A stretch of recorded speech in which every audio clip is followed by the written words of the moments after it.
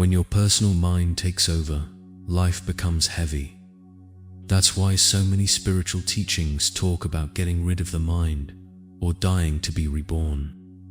They don't mean you must stop thinking altogether. They mean you must let go of the personal mind. The part of you always focused on yourself, your worries, your problems. When you release that, something powerful happens. Your mind expands. Your awareness opens. And suddenly you experience life in a much bigger, deeper, more meaningful way. This is where the impersonal mind comes in. The impersonal mind is vast, clear, and full of potential. It is what your mind was truly meant for.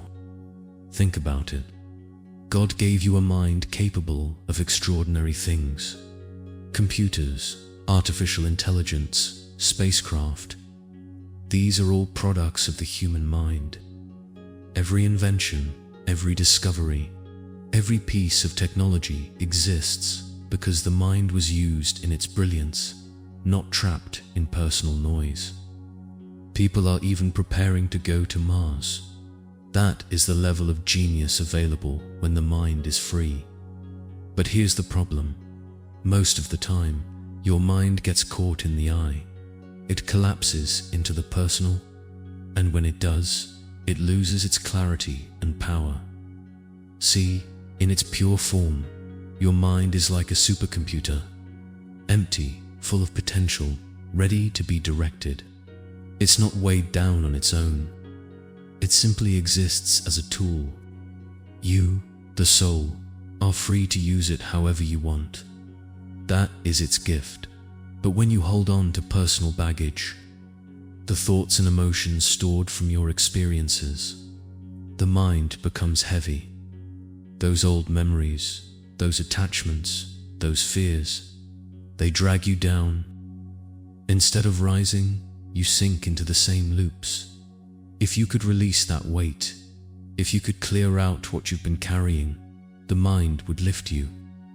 It would rise naturally. It would bring you into your true potential. So now you see the difference.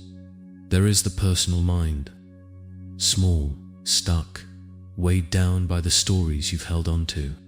And there is the impersonal mind, free, open, and clear. The question is, how do you shift? How do you move from the personal to the impersonal? One powerful way is by shifting your perspective. It can be simple. Here's an example. Remember, you are on a planet. It sounds basic, but when you really stop and realize it, something shifts inside you. How often do you pause in your day and think, I am standing on a planet, spinning through space? Try it. I do it often. And it immediately lifts the mind out of the personal. Suddenly, the small worries don't seem so big. Think about what Earth does every day. It spins in a circle, a 360 turn. That's what you did today. You traveled in that circle. Think about what Earth does every year. It journeys around the sun, one complete orbit. That's what you did this year. You took a trip through space, and here's perspective. This planet has been spinning around that star for 4.5 billion years. That's how long it's been happening. And how long will you be here? Maybe 80, 90, 100 years.